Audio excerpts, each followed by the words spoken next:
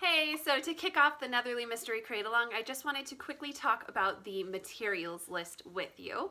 As always, I have written up the materials list and then I've broken it down into as detailed yarn requirements as I can. Remember that these requirements are always estimates. I do my best to be as on as I can be, but extra yarn is always a wise choice if you're working with something that has a specific color batch.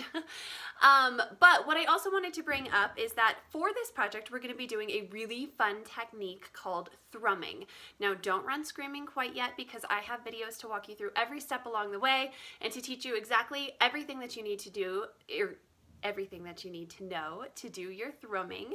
So I've got your back that way, but I do want to just address the fact that some people may have wool allergies or other sorts of yarn allergies, and what we need for the thrumming is a wool or a roving yarn that can be kind of like a feltable style. So what you're looking for is basically an unspun yarn, like a roving style yarn. Let me see if I have one here that I could show you. I should have grabbed one to start with.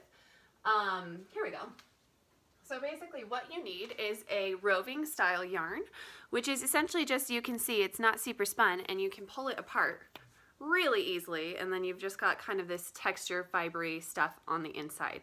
So that's why we want that for our thrumming. If you have allergies or you don't have the availability to find some roving style yarn like this or roving itself, you can still participate in this project for sure. I don't want to leave anyone out. Just keep in mind that there is some positive ease, which means a little bit of extra wiggle room built into the dimensions, the project final sizes. So if you're going to be doing the project without thrums, you want to make sure that you leave out the little bit of wiggle room that I've naturally built into the pattern, which means just reducing by a size in your pattern size. So just a few things to keep in mind while you are kind of deciding if you want to join in, and I sure hope you will.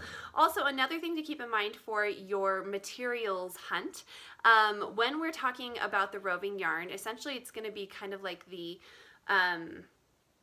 accent color to your main color. So just keep that in mind. If you are going to, let's see, if you're going to have a light color roving yarn like a white, then you probably want your color 2 yarn, which is what you're going to be using the roving with, to be a dark color in order to offset the roving. If you're going to have a dark roving yarn, or you're going to use my Kool-Aid yarn dyeing tutorial to come up with a rainbow effect or something like that, then you want to choose a color 2 yarn that's going to be a light color to show off your dark thrum stitches. So there's just a couple pointers for color decisions, because I know that can be hard. And as always, once you join, we are more than happy to help direct you on colors, color palettes, choices on whether you want to do the thrum, sizes to choose if not, etc. We're totally here to back you up. So, all right, can't wait to see you along for the fun.